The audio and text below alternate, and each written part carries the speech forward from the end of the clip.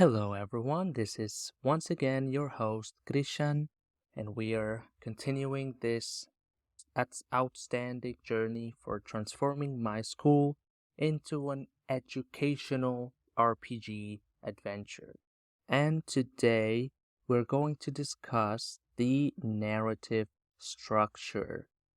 Once again, this program it's called Obsidian, and this is where I'm putting all of my notes. I really like it.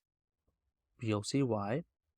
So, right now, we're going to see what I have done in terms of the arguments or the story that I want my students to partake in. As I mentioned previously in other videos, I want this experience to be, of course, to follow a specific theme, which in this case I want it to be futuristic, like Star Trek, Star Wars, all of those series, because I think it's easier to create or to adjust an existing story to this experience than to create one from scratch, which is what I tried to do before.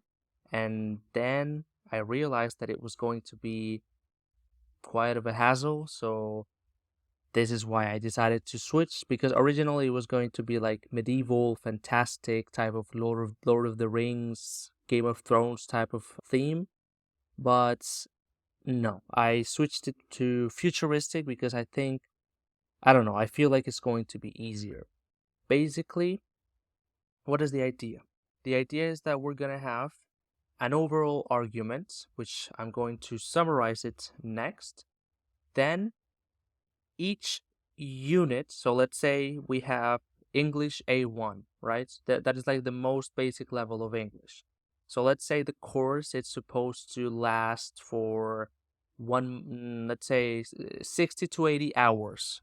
So if each class lasts 1 hour, so that would be like 60 to 80 classes. That is like the standard in terms of A1 English.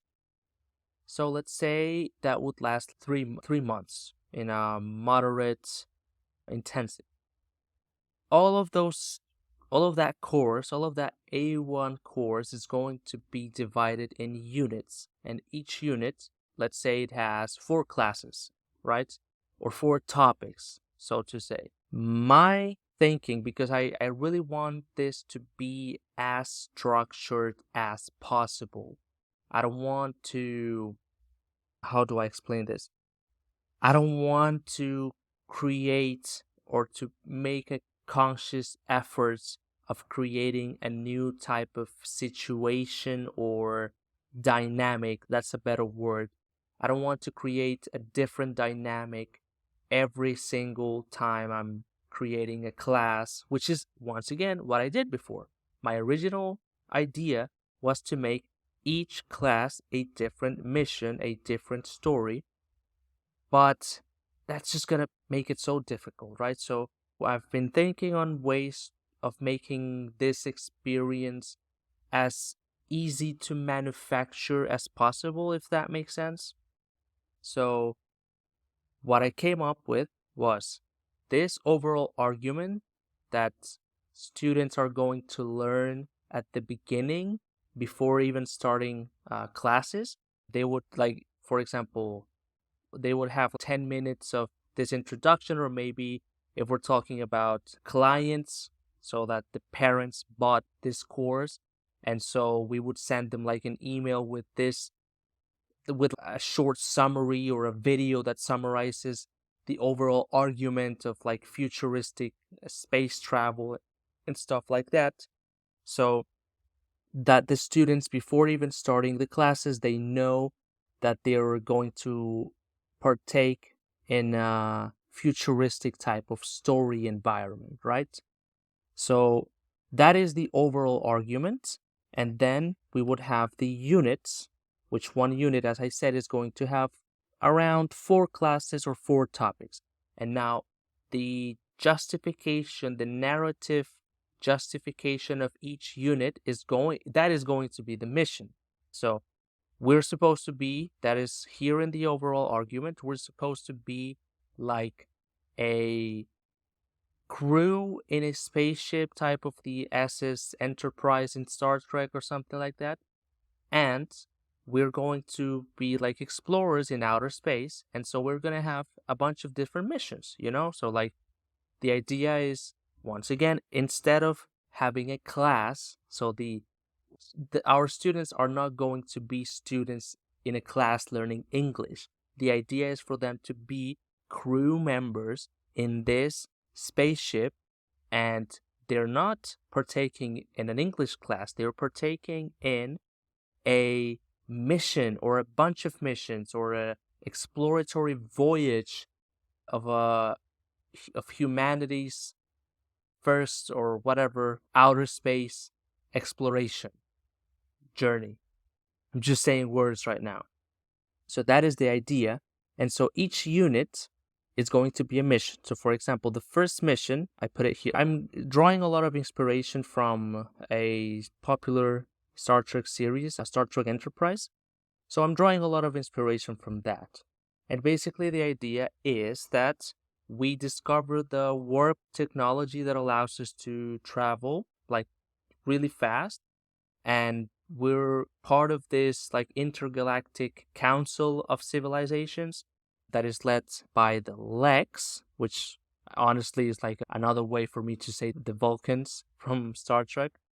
And we discovered, this is the first mission, we discovered another civilization, and we want to make a first contact with them, right?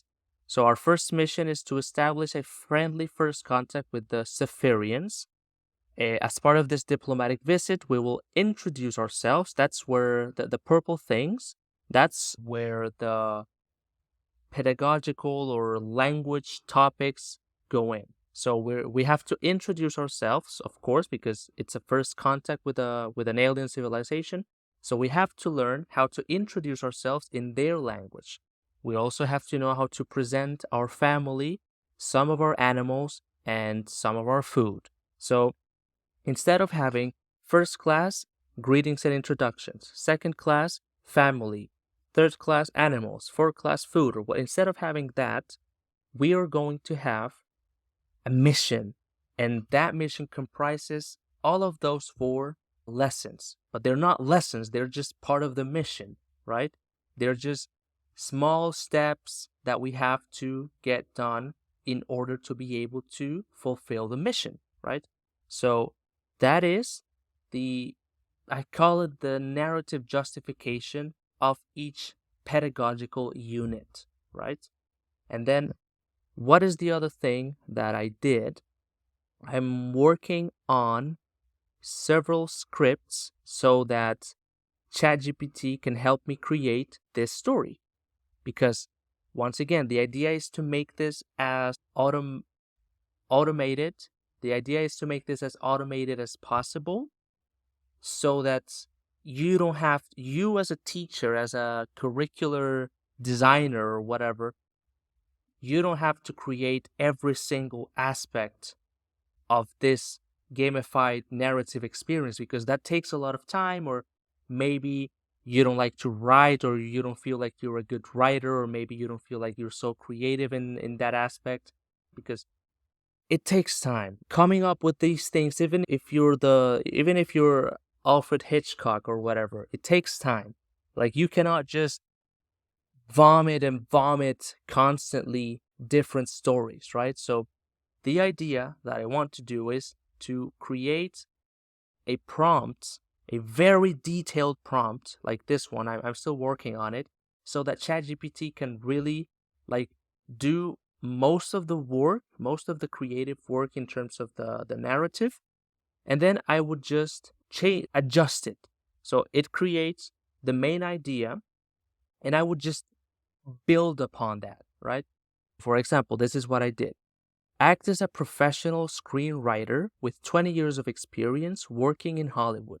Your expertise is in sci-fi productions like Star Trek. I also included the English as a second language. I'm saying this is not a normal script. This is a script for a gamified, narrative-based learning experience, right? So I said, I'm creating a gamified learning experience for 12 years old who have Hispanic kids that don't have experience with the language. I am creating a futuristic story. I explain the context, which is all over here, the argument. Then I say, I want you to help me create some course material. I'm still trying to figure out if this is the best terminology that I can use, or if maybe I can use another term that ChatGPT is going to understand better. That I really want him to understand that I'm creating something for a class, for this educational experience.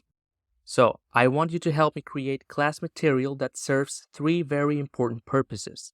First, I want the class material to continue with the story I explained before about the spaceship crew and the Zephyrians that we are making first contact with. So I want to create narrative pieces of information, right? So for example, if we're going to, it's like a combination of class, pedagogical educational material, and narrative and gamified material.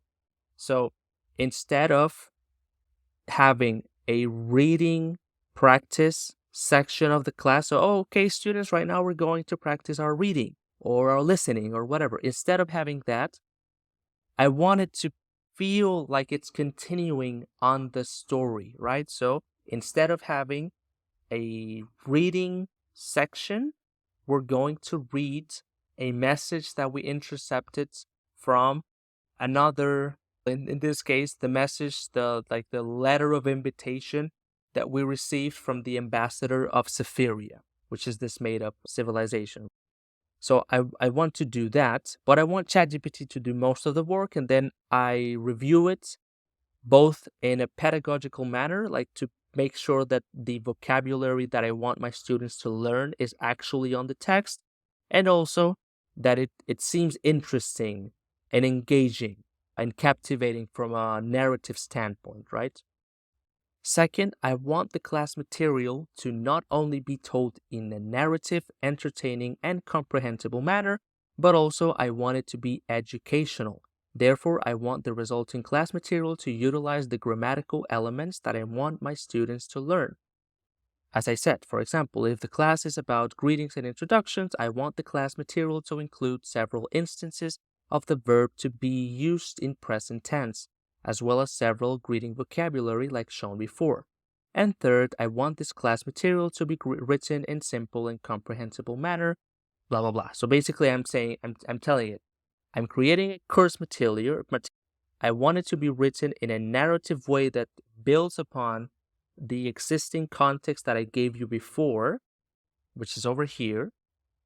And I want it to be simple. I want it to be written in a simple manner so that my students understand, so that I'm not giving them a harder than it needs to be material.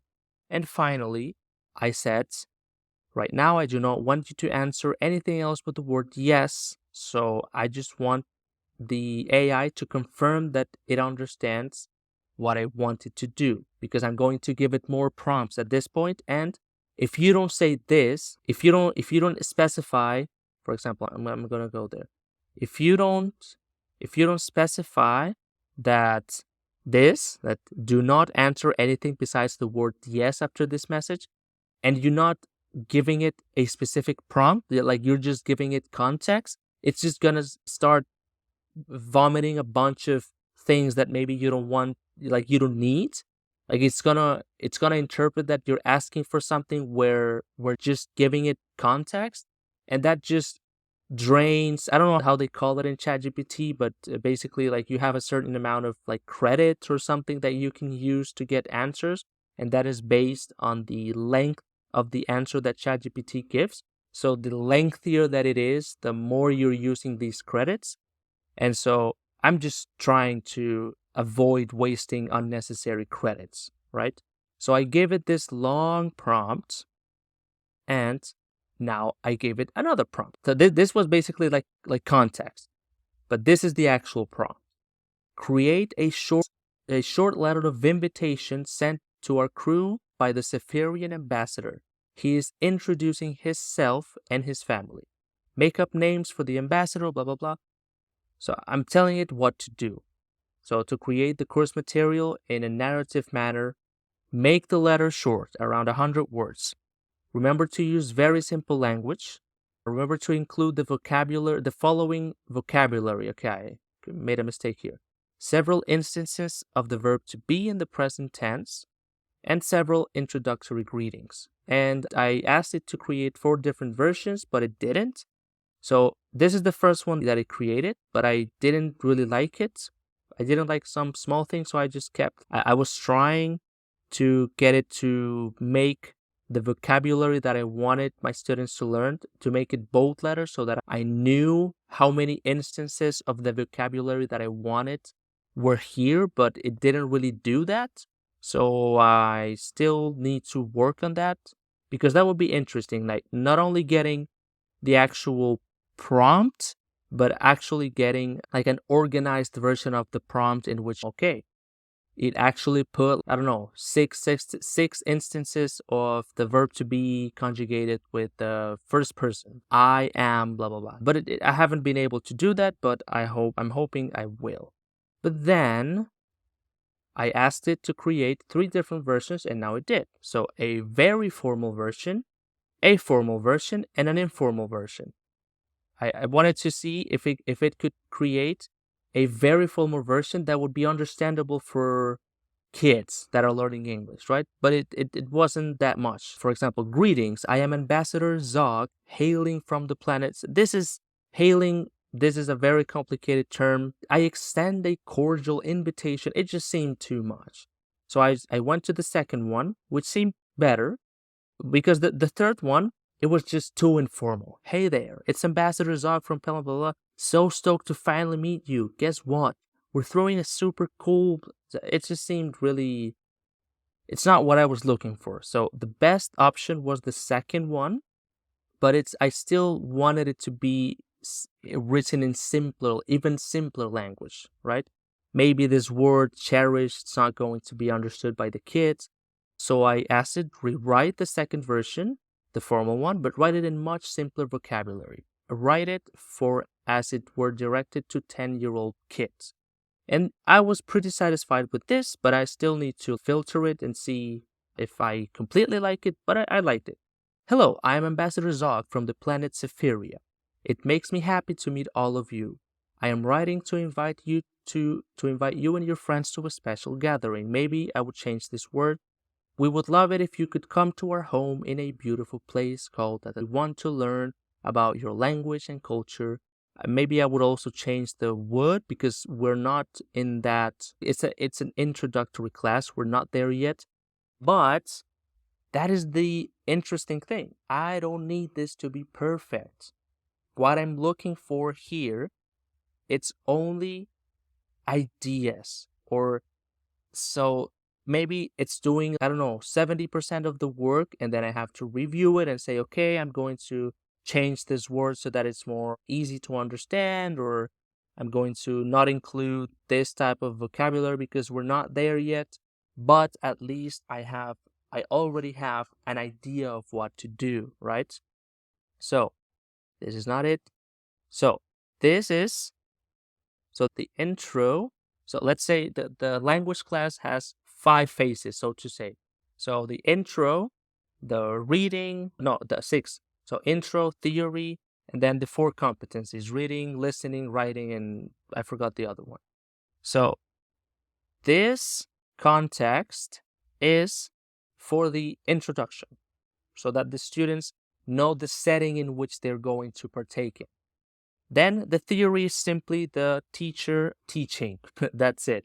I only need the teachers to say that they're going to practice for the mission.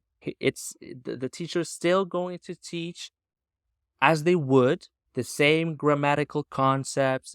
Everything's going to be the same, but under the pretext that we are practicing or training to complete the mission, right? So that we don't lose this narrative aura of our class, right? Then this that I just created with the prompt that I just showed you is for the reading aspect. So after the theory, they're going to practice the reading, and that is the way in which they're going to practice the reading. Then right now I'm working on creating the prompts for creating something for the listening section, so like a dialogue or something like that. And then I still don't know which AI could I use for this. I'm looking into that, but that would be very interesting. To all of those things that would be for the listening section, use an AI to read it, right? Use AI generated voices to create that part of the course material, the listening section, right? Right now I'm just going to record it myself because it's easier, but the idea is to make this as AI assisted as possible. That is my goal. I want to create this learning educational RPG adventure experience as automated as possible, if that makes sense. That's what I'm going to work on next, but I hope that you get the gist of what I'm trying to do in terms of the narrative structure, right? But I will keep building upon this. Next video I do on narrative structure, I will actually go into depth on like the actual narrative structure elements, like the characters, the structure of the story, all those sorts of things. I will go into that in future videos.